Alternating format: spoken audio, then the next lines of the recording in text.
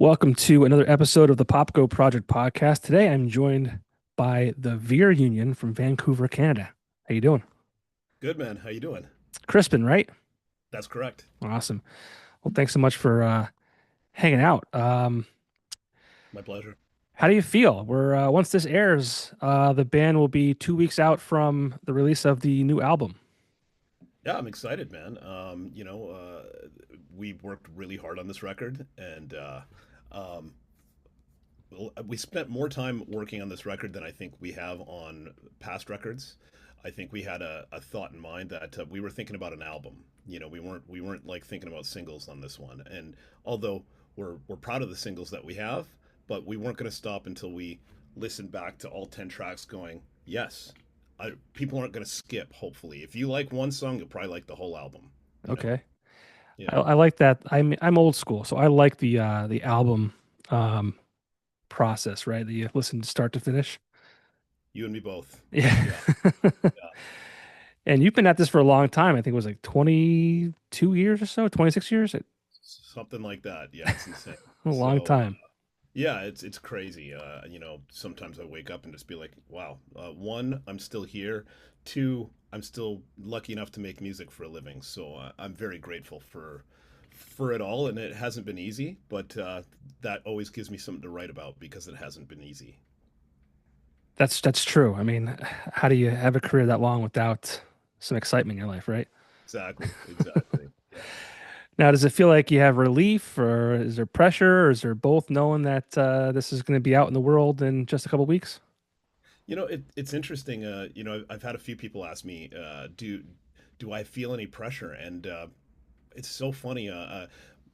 What I can say is this: over the years, the amount of managers and record labels that I've had that are like, if this single doesn't fly, your career's over. So you got to make sure this one goes. And I'm just like, I'm at this point now where I'm like, a lot of those managers and a lot of those labels don't have jobs anymore, but I'm still here. So, at the end of the day, it's like it's over when I say it's over. So I'm just gonna keep making music, and so no, I don't really feel pressure. I feel more excitement. I think people are gonna, they're gonna love the evolution of where the band is and where the band is going.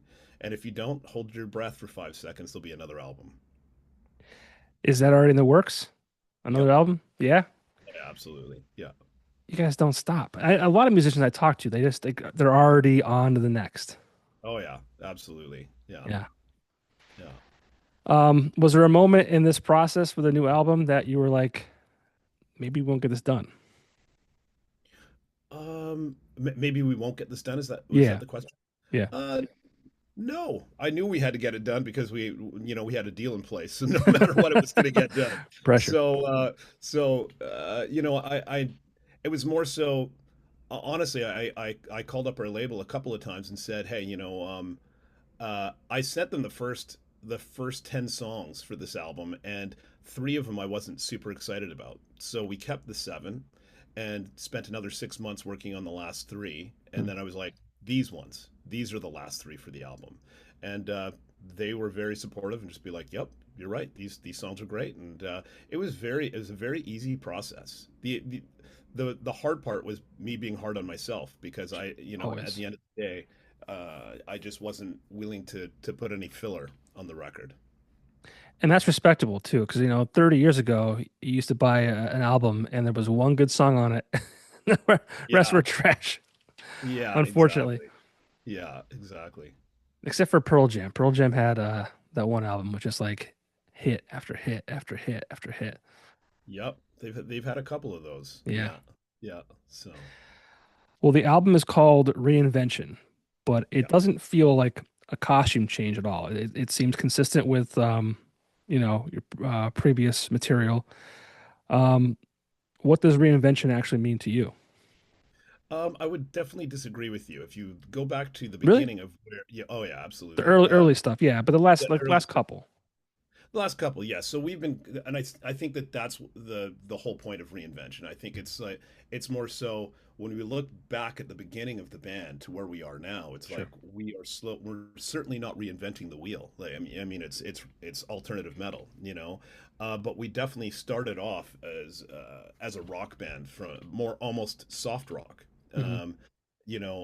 borderline new metal, and but it was always like bands like from the beginning of my career, I was listening to bands like Pantera and like you know metal. We've never really kind of bordered on that. So this album, I wanted to have a heavier edge than previous albums, and but I without losing the melody.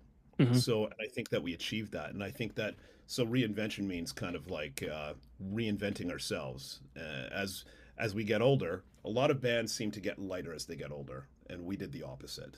Okay. So yeah, so I think Was that's in a nutshell. Yeah, go ahead. was that on purpose, or did that just kind of how it just kind of happened? I think it's a bit of both. I Yeah. think naturally this is what we wanted to do, and because we wanted to do that, in our hearts, it was like, okay, well that was the natural progression. Right. Yeah. And you talked about it being heavier, and it feels a little heavier emotionally as well as sonically. Um, Yep. were you writing from scars, or were you writing from like Oh the yeah. current fight? Oh yeah. I think both. I think that at the end of the day, I don't think I've ever really written. There's some people that they read a book or and they write about that. That's never really been me. It's I experience something, and in that moment when I experience it, I start writing about it from a lyrical standpoint. And I think the real trick is being able to, when you're writing a progression for a song and you're listening to that song and the feel of that song, going, I know what that lyric is because it feels like this song, and being able to marry those two emotions together. And I feel like we definitely did that on this album. When we listen back and go, yes, that's exactly how that was supposed to feel. So um, whether we nailed it, it's going to be up to the people. But in my personal opinion, I feel like we did. What are your thoughts on that as it gets, as we come close to this being introduced to the world? Like, it's everyone's. It's no longer just yours. Yeah, that's it's always exciting. It's Yeah. always exciting, and so far the feedback that we've already been getting has been so positive, and we're so grateful, especially at this point in my career, because um, you just never know. People change, and people get older, and then a lot of people uh, you know as they get older, they're not even interested in discovering new music. A lot of people are they're like, well, I got into Metallica and that's all I want to listen to, and I'm just kind of like, I've never been that way, Yeah. my whole entire life. I'm like, across genres, I'm always like, I want to know what's new. And but there's a lot of music coming out now the market's saturated. It's just everybody can do it. If you've got a computer, you can make a record. So I think the real challenge now is just trying to make sure that you're pushing forward, but at the same time without losing your fans. So yeah, I guess Yeah. that's the short answer there. I work Long short answer. yeah, no, that's I love it. I love it. I actually work for a couple radio stations. One of them is a called Rock 107. It's a classic rock station, and obviously as the years go on, we have to add um we're adding like late 90s or 90s music to that classic Yeah, rock genre because it's considered classic rock, but yeah, that audience tends to like what they like, and that's it. that's that. Yeah. Yeah, yeah. They remember their high school days, and they just want to they just want to listen to Pearl Jam and Alice in Chains and Metallica, and you know what? I love all those bands, Yeah. but at the end of the day, it's like I want to hear different sounds, and I want to hear different emotions, and I've always been interested in like I said, right across genres, whatever feels fresh. I'm interested in that. Yeah. The other station I work for is called Fuzz 96.1. So it's an alternative station, which is the it's finding new music and the new Yeah, stuff coming out, which is really cool. So I get the it's best of awesome. both worlds. Yeah. Yeah, that's awesome. That's Yeah. great. Yeah. Was there anything on this album that made you uncomfortable to release? No, definitely not. I would definitely say that I wouldn't say that uncomfortable would be the word that I would use. Um, there's a song on the record called "Dying Light," which is probably probably one of my favorite songs, if not my favorite song on the record, because it's it's definitely number one. It's in 6/8. Most songs, most songs that are popular songs are usually in 4/4. They just are. And but Dying Light was a 6/8 song, and it has so many changes in it. And so it just keeps on evolving the whole entire way. And so I would say it's the opposite. Because it's different, I'm so comfortable with going, I can't wait for people to hear this one because it is different. And I think that as an artist, if you don't feel that way, then you're probably not doing your job. Right. You Yeah, I know? always like, people they fall in love with bands and then they might change course to like a little bit and fans get up in arms because this isn't the same Blink 182 song that we're used to. And it's like, how do you how can you these are artists. Yeah, How can exactly. you how dare you try to be like just make the same thing over and over again?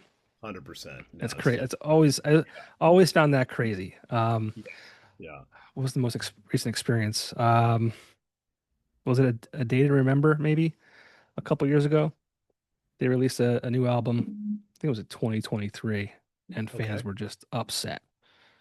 And it's Yeah. like it's music. Yes. It's supposed to change. It's supposed to be different. It's Like, absolutely.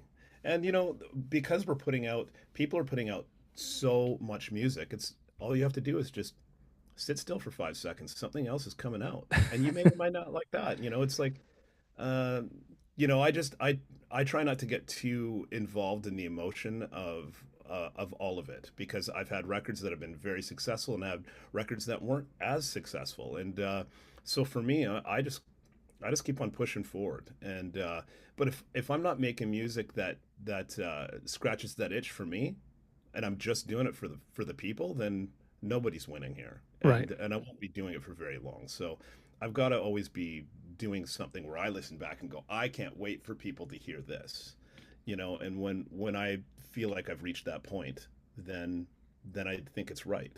Yeah. They may or may not like it. Hey, That's going to be up to them. somebody will.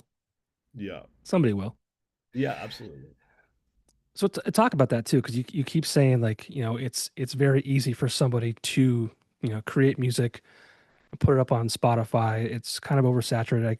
I talk about that a lot on the show. But you kind of experienced both sides of that. When you first started, it was, what, early 2000s, correct? Yep. So before all the, streaming services and things like that. Talk about those two different worlds and how you kind of navigate that today. It's been a journey. I remember, first of all, when I signed my deal with Universal Records, at that time it was all about downloads, Hmm. and hard copy CDs were kind of just slow. I don't want to say fully phasing out, but obviously, as we know, hard copy CDs are. It's like a specialty item now. It's Yeah. like if you have a hard copy, it's like, wow, I've got a hard copy of that. So it's not the same world. But when I signed with Universal and I put out, we put out Seasons. It was successful. I had to fight the label on that, and they really wanted to put out a song called "Over Me," and I was like, no, that's not the track. It's we want to put out something a little heavier because that's who we really are at heart. And we fought for that and we won. And then right after that, they were like, okay, good job. Now let us take it from here. We're going to put out a song called Youth Yesterday. And I'm like, don't do that. That's going to be the end of our career with you guys if you do that. And they were like, you got to let us do our job. They put that out and it failed miserably. And they dumped so much money into that single. And I said, I told you that this was going to happen. They're like, yeah, you didn't sell enough records, so we're going to have to let you go. I'm Wow. like, and so that was that. And then after that, I moved on to now the next thing that came in, and this is about 2012.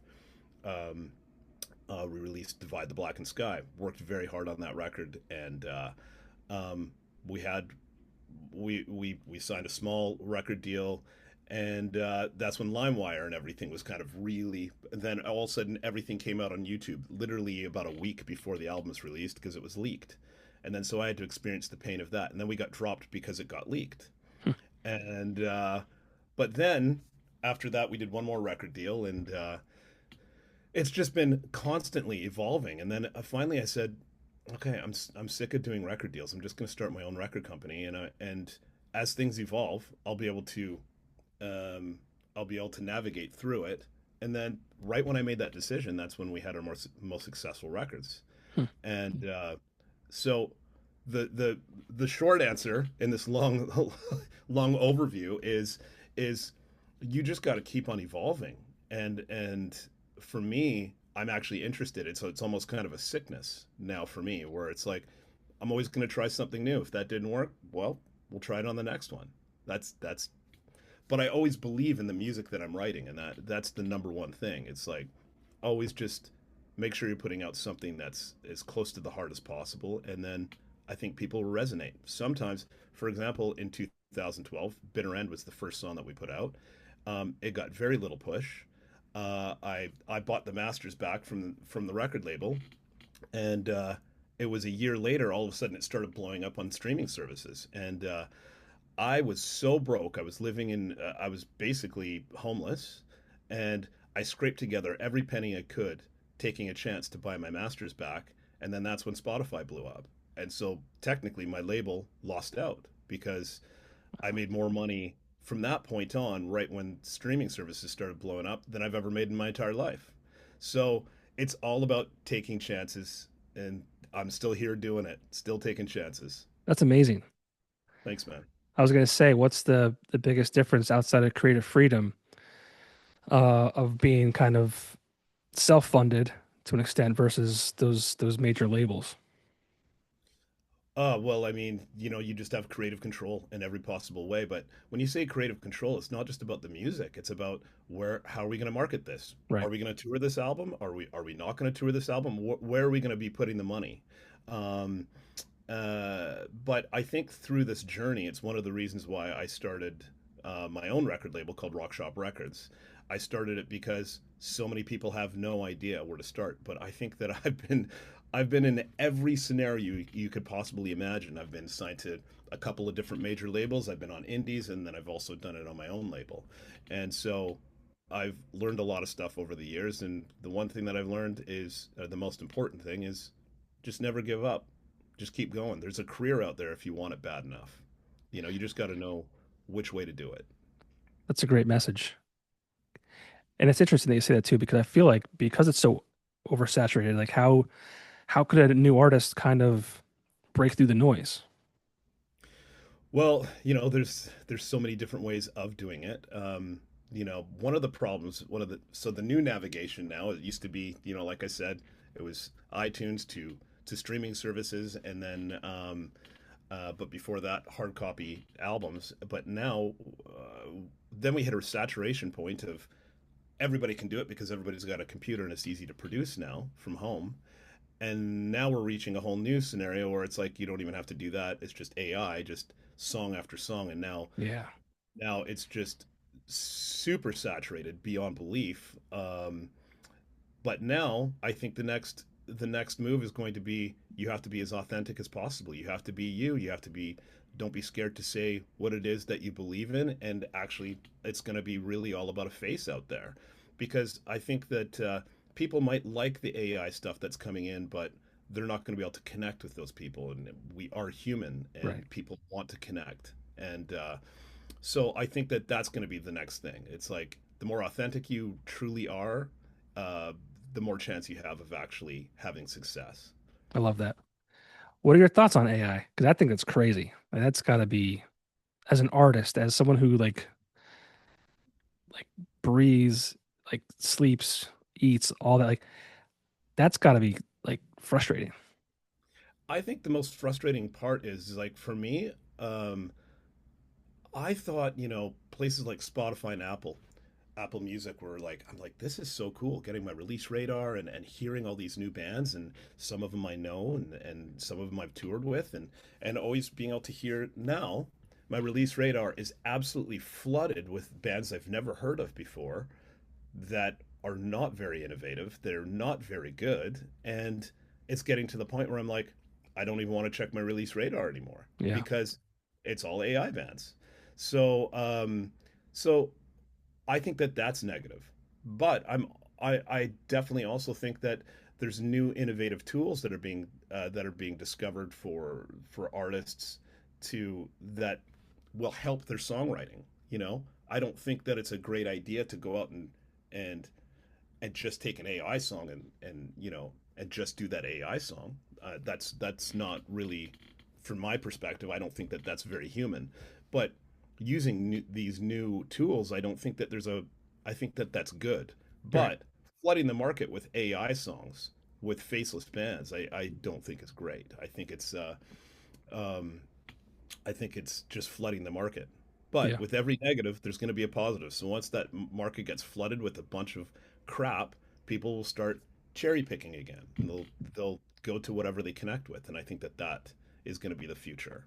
So people just got to be real and be authentic. And I think that that is what's going to, it's going to be the cream that rises to the top.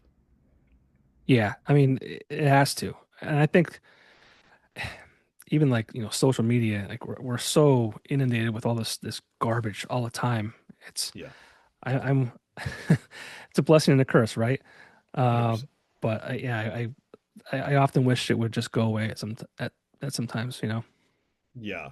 Well, actually, to add to that, if you would have told me, 20 years ago, hey, so your career is going to be all about what you have to do day to day on showing your face and doing all these things. Because I'm literally from the exact opposite time. I Yeah. remember, when Soundgarden came out, and I was like, oh, I can't wait for the next album. And I'd be standing outside the record store and looking at the poster and can't wait to read the liner notes, Hmm. and find out who did what. And it was all about this mystery. Now it's like mystery is Yep. not cool, not in the way that it was cool then. Maybe mystery is kind of cool in the way that Sleep Token's doing it, which I Hmm. appreciate. Love the band, Yep. but um, but it's just not the same. Now it's like you actually have to get out there and go, okay, so here's the 10 things that I'm doing today, Right. every single day. If somebody would have said that that's going to be the way it's going to be, I probably would have been like, I'll get a job. Yeah. That's the truth, man. It's like, and Yeah. I feel like I'm 43, so I feel like I'm like a five-year window of like when like I'm too old to be doing that. Like this makes me uncomfortable, right? Like Totally. selfies are weird, like and Yeah. like I'm trying to build, my presence on social media, and it's Yeah. not from a vanity point of view. It's more like I want to build because I want to be able to, the people I talk to, like you, Yep. introduce that, you to more new people. Like that's like my goal of this whole thing, but Yeah. Yeah. it's very strange. Yeah. It's a weird time, and I Very think it's only strange. going to get weirder. Now we're seeing the amount of content that we see where it's like, oh, that's hilarious. Oh, that's AI. And Right. some of it honestly is hilarious. There's Yeah. some great comedic stuff out there. Um, but then all of a sudden some kind of music comes up and I'm like, well, it's not bad. Oh, who is the band? Oh, there's a mask. Oh, Mm. okay. Oh, this is AI. Yeah. And so it's just flooded everywhere you go. So I find in my life now, I really try to be like, I don't want to consume as much on social media. It's for bathroom breaks. That's about it. That's about it. Yeah. We had our like a Verizon service went down a few weeks ago. I'll tell you Yeah. what, man, that was a boring bathroom break. Yeah, totally. I was like, man, this is how we used to live. Yeah, exactly. This is crazy. I'm not doing anything. Yeah, we used to Yeah, read the no. back of soap bottles and stuff. Yeah, no kidding. No kidding. Yeah, Yeah. it's a weird, it's kind of scary how much we depend on, technology and Yeah. all that, but Yeah. it's not going to stop. No, and like I said, there is pros and cons. I think um, you know, it would be weird for me to say I think it's all terrible because truth of the matter is if things didn't evolve and if places like Spotify and Apple Music and all the streaming services didn't exist, I probably wouldn't have a career right now. But because it did evolve, and it allowed me to actually be at home and create the way that I've always wanted to. I didn't even really know that that's really what I wanted in my career until a few years ago, where I'm like, oh, this is nice. I get to still connect with my fans over social media and still get the music to them digitally. So I think that's one of the best things in the world. That's one of the best evolutions that's ever existed for Yeah. me personally. But, like I said, there's pros and cons Yeah. because everybody wants to do that now. Yeah. I always say every idiot with a microphone can be a podcaster. Hi. Yeah, yeah, exactly. But but the difference is the people that do it well and the people that really can, get the artist to do what I'm doing with you right now, which is really have a real honest conversation. I think that the more that you make it easy for real artists to have conversations, the AI artists are going to disappear because they're obviously not going to be able to have a conversation. Right. Watch me. I'm going to have to eat my words because 5 years from now, they'll have some AI artist being able to have a Yeah. conversation on a podcast. Now that's scary. Can you But imagine that? yeah, Oh man. We'll see. yeah. Yeah, totally. I was just listening to a podcast today and they were saying how Tesla stopped making certain models of their cars because they're focusing on the robots and how like we're gonna have all of us are gonna have robots in a robot in our house.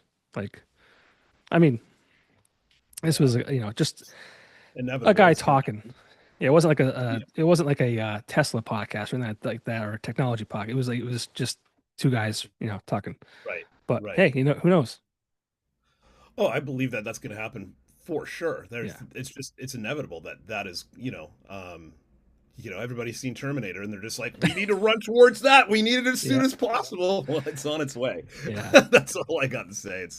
It's scary. But like I said, pros and cons. yeah. Yeah. So if someone's just getting into the band, let's talk about specifically Reinvention. There are a few songs that are available now streaming before the full album comes out. What song would you say to kind of dive into? Hmm. That's an impossible That's answer. okay. Impossible to answer. What I would, because I was just about to say, I'm like, well, maybe Sea of Fear, and then I'm like, well, My Empire, and then I'm like, you know what?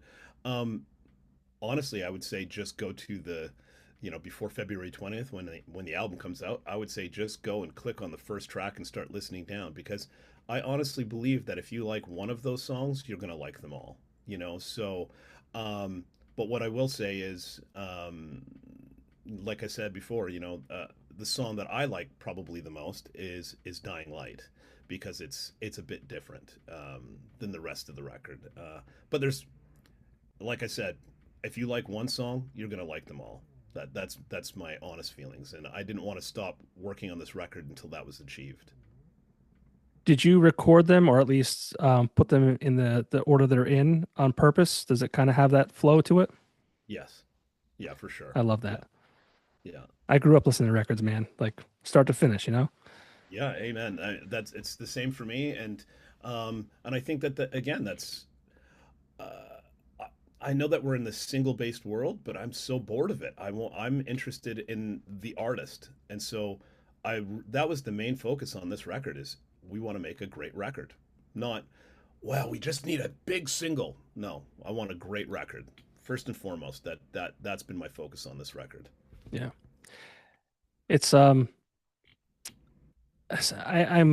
torn between the process these days. Like, back in the day it was every 2 years you get a new record, which was cool because you got excited for it, right? Mm. Now it's like a single every 4 to 6 weeks. But now it's like I'm getting more new music from my favorite bands more often. So it's like I'm torn between Yes, that whole yes, process. yeah, and I think you know, I'll tell you straight up, the one thing that has been weird about this record is in the past on my own label, we put out a record, we put out a single, um, and we'll be writing the next single while that single is out. And then we just keep on progressively. There's something special about doing it that way. But This time, because we partnered up with the Rising Empire, um, we wanted to do the whole thing all at once. And now, because it took like, a year and a half, 2 years to make that record, and now it's taken, 7.5 months to release the record, and I'm just like, this is taking forever. Yeah. Like, like let's get this thing out. Yeah. Uh, so there's certainly there's pros and cons again of that whole scenario. Whereas like I could look at the whole album and be like, ah, I love what we created here. It's a full story. You have the whole package. But for me, I don't know. There's something great about being able to be in the moment and going, oh, this is so cool. This is the perfect follow up to this single, and keep on building. And I kind of missed that, if I'm to be honest. Yeah. Yeah. Yeah. We've said a lot how you've a long career so far, and there were two albums, and they were cover albums. Yeah. I just wanted to touch on those really quickly because, um, from a genre standpoint, it's very um, well-rounded. Lovely. Um, a Perfect Circle, Post Malone, Oasis, Justin Timberlake, Flyleaf. Um, Talk a little bit about those cover albums and you know how you kind of picked some of those songs and what that experience was for you. Um, it, you know, it was I actually loved doing that, and I love doing covers. I really do. I'd never done covers. I've never played in a cover band in my entire life or anything like that. But I think a lot of people think just because of the fact that you play in a rock or metal band, that's all you listen to, and that's just not. That's never been the No, scenario for me. I listen to so many different genres, and there's so much great music out there. And doing those records gave us the ability to reinterpret how we could do it as a band. And so, it was a very cool scenario for us where it's just like, I heard that Halsey track and I was like, I love this track. I always thought Justin Timberlake was one of the best artists out there as far as pop goes, and gave us the opportunity in a perfect circle. It's like, yeah, they're more of a rock band, but they were still a little bit different than us. But I will say, Maynard, as far as a vocalist, was definitely one of my biggest influences. There's no question about that. His vocal approach is just, it's unmatched. It's unbelievable. And so, he was a big influence for me for sure. But it's just been all over the map, and I'm proud of what we did with those covers. And might be something we do again in the past. They do a lot of acoustic covers, and that's one thing that has transpired over the last few years. Is a lot of people that liked our earlier stuff, like the softer kind of sound from the Veer Union. But I feel like naturally, the natural progression of the band has been getting heavier. So I split the two projects, and I made the lighter stuff is now, if you want to hear more acoustic or ballady stuff, it's under my own solo thing under Crispin Earl. But if you like the heavier stuff, then you go to listen to the Veer Union. But the algorithm gets confused. That's one thing that I've noticed is right. if you put something soft and acoustic out, and you're an alternative metal band, then people are it stops getting fed to those people, Hmm. and this is another part of evolution where you have to understand the marketing of how things are working for something to work. Um, so one of the things that I've noticed is we would be putting out an acoustic song on the Veer Union channel, and it might not get as many clicks because of the fact that the algorithm wants to feed rock to that. So I split the two, and that's I don't know. I don't know if that I kind of went off on a tangent there, No, that's but okay. that's okay. So No, I just think they were really yeah. well done, and I was just kind of curious Oh, about thank you, that whole thank you, process and thank like I said, you. picking those certain artists and songs when you were doing those, was it more of what mattered more, the honoring the original or making it your own? Oh, definitely making it our own. Yeah. I think that that's the whole point of doing a Yes. cover is to not, I don't I it's don't so. like when Yeah, sir, go ahead. but I was gonna say I don't like when artists try and like mimic it like note for Hmm. note. Like if you're gonna Yeah, cover it, like do your own twist, like have your own fingerprint on it. Absolutely. I think that that's the cool part about it. And the funniest part for me is when people come and even when I'm doing acoustic covers under my own solo thing, people come and they go, "That's not that's not the correct chord, man. That's not the right chord." And I'm like, "Well, if you want to hear the quote unquote correct chord, go listen to the original. Right. That's I'm doing my interpretation of Right. this song. And if you like it, listen. If you don't, go listen to the original. That's the beauty about it. No one's forcing you to be here, man. Yeah. So yeah, Do you think that's helped? Like, um, I know you said the algorithms and this being like a softer acoustic stuff versus the Veer Union, but I mean, yeah, have I feel like a lot of bands um, gain exposure from doing their takes on other songs. Is that proven to be true for you too, or is it just very absolutely. separate? Unfortunately, I don't want to say unfortunately, but the reality is nostalgia is king. There's a reason why. I won't name any names, but I'm sure that we can all agree that there's bands out there that are enormous bands that when they put out new music, nobody's interested in hearing it, but then they'll go fill out an arena Mhm. or you know what I mean? It's so nostalgia is king. If you cover something from a big band, and you're just naturally algorithmically going to get a little bit more love from that because it's familiar. Yeah. You've had some pretty big milestones, tons of streams, some radio, album sales. Does any of that matter, like in the day-to-day grind? No, I think the thing that matters the most is the fact that you just keep going. What matters to me the most is that I have enough of a fan base that's going to be listening that allows me to continue to make new music so that I can continue to have a career. That's what matters to me most, Yeah, hands down, without question. great answer. I love that. People get lost sometimes, you know? Yeah, Well, I mean, people get caught in the numbers and they don't they maybe they beat themselves up over it or they get a big head about it, but to be able to kind of stay grounded and be like, this is all part of the process and part of what makes me who I am and allows me to do what I do. That's awesome. thanks, man. Yeah. Yeah. So what's harder? Uh, Getting your first break or staying motivated? Well, are you talking about me specifically or for Yeah, any band? yeah, for you. I don't, I think I already had my first break and motivation's never been an issue for me. Right.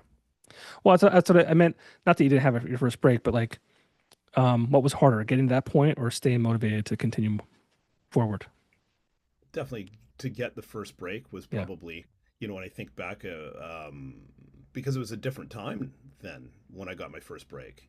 Um, at that time, there was really no such thing as social media when I got my first break. It was, uh, but there's also something pure and amazing about that period of time because, I've said this a few times, which is back in the day, if you got the interest of a major record label to check you guys out, the first thing that they would do is they would have to come and see if you could actually perform live or not. You know, um, that's the number one thing. It's like, oh, love the music. Oh, wow, they have a local following. Okay, there's a buzz here. Okay, let's go and check them out. So they would come and see if you could actually pull it off live. You don't get signed if you can't pull it off live. Nowadays, nobody cares about live. Nobody cares if you can pull it off. They just want to know that you've got a great algorithm on TikTok, and that's so. Back in the day, you had to be really good at your craft in order to actually get a shot. So that first big break, totally different world. Mhm. Now, if you can manipulate the algorithm to be popular, not good, just popular. Popularity is king now. Yeah. Yeah, it's weird. Yep. Talk about your live performances. What could people expect when they see you for the first time? That's a great question because we haven't performed live in 4 years. The Okay. last tour we did was 2022. And let me just touch on that real quick, which is Uh, some people will ask why, and the truth of the matter is, if you followed us over the years, you know that basically every single time we've done a tour, we're still kind of in that mid range of a band, and so touring still it can be really tough for us. So we go out in our RV. It's super expensive to get an RV, and every single time we've got an RV, so that we don't have to have hotels, um, and so that saves us money there. But the RV dies Yep. because RVs were never really built to do 50,000 kilometers at a time. Right. Maybe in its lifetime, but not at a time. Yep. So every single time we've gone out and we tour, the vehicle dies, and then we get back and we're broke again. you know, I hear and a that. lot of people, a lot of people don't realize too. It's like every time we go to the United States, we have to get a work visa, and that work visa is minimum $10,000 for us to cross the border. Wow. So we are $10,000 in debt because we had to get a work visa just to play our first show. Even if you just want to play one show, it's the same thing. Hmm. Um, and then you invest another 30,000 or 40,000 into your tour vehicle, so you're $50,000 in debt before you've played your first show. So, needless to say, um, I'd love to talk about our live show, but we haven't really focused on our live show. This might be the first year since 2022 that we're planning on doing some shows again. But I'll be honest and say there's a good possibility we might have to do some kind of GoFundMe to raise some money to get a new a new tour vehicle, because it's just so expensive and it's tough to get out there. I used to work for a screen printing company, and I would Yeah, work with bands printing their merch. yeah. And the cost that they would tell me that the buses would be insane, Oh yeah. It's crazy. Yeah. insane. And then on top of that, I didn't realize that like some of the venues, and I don't think people understand this either, because they're like, why does a t-shirt for my favorite band cost $75? That the venue takes a cut of those Yep. sales. Oh That's yeah. crazy. Oh yeah. Oh yeah. Crazy. And even worse, a lot of people don't realize that when the people that want to buy hard copy CDs, if we have to buy them from our record labels, the record labels charge us the same amount that they would charge a fan. Right. So So you got to if we're charge double. buying, so we have to charge double. So Yeah. people are wondering, why is the CD $40 or $50? It's like, because we've already paid 25 or $30 to the label to buy that CD, Yeah. and so touring's a whole different ball of wax. Yeah. It can be really tough. We love it. We do it because we love it, and we can't wait to do it again. I think we're definitely planning on doing some touring this year. That's how I can answer that It's question. yeah. It's Yeah, tough. yeah, it's I couldn't tough. believe it when I found that out because like Oh yeah, I guess I'm just like naive and oh yeah, it, it's heartbreaking because I mean oh it gets passed down to the consumer too. It's like everyone's trying to have their hand in the pocket and it's like, man, yeah, oh yeah, yep. And so if you're a musician and you are making enough money to put food in your mouth and have a roof over your head, you're doing well. yeah. Yeah. Is Yeah, this it's a tough. when you were growing up, is this where you thought you would be? Was this like the ultimate goal? Like I want to be a full-time musician? Um, I think that when I first started, I think I had more so uh, that dream of being, the next Pearl Jam, you know. But I think as I got older, I'll be honest with you, the thing that I like the most is the fact that I can walk into my grocery store and and I and no one's throwing fruit at me, because they hate me and I don't even know who they are. That kind of success, I'm not really interested in it. Yeah. I realized, a couple decades ago that I'm like, the real dream is to just be able to do it as your full-time job. Yeah. And I've been doing that for decades now, and I'm grateful to be able to be doing it. But it hasn't been easy. There's Right. ups and downs constantly. And I'm sure that there's going to constantly be more ups and downs, but still here and I'm still doing it, so I'm grateful. That's part of the artist path as well, you know. There's no you're not taking a safe desk job. You know, you're Yeah. it's a huge risk. Yep. It's a lot of respect for you guys. Yeah, thank you. Yeah. Appreciate that. So what's next for the Veer Union? As far, you're going on some shows later on, but I know you said you kind of have some more songs you're working on. The next Yeah. record's already, in the thoughts. Like, what's next Yeah. for this year? Because it's only February, so Yeah. Yeah. Well, something that's kind of cool is we kind of did a bit of a reboot in 2012. After we got dropped from the major label, the band that existed as it was then, who had been together for about 10 years, um, um, that band ended at that point in time, and our kind of rebirthing, who is the band now and has been the band since 2012. In 2016, we put out a record called Decade One, and it was a bunch of songs I'd written 10 years before that I never released, and I redid those songs and put them out. And it was a fairly successful record for us, and it was kind of the beginning of the new band. That was 10 years ago. So I think we're going to be doing like a 10-year anniversary of that record. And I think we'll probably put together kind of the last few things that we've done, Reinvention, um, 10-year anniversary of Decade One.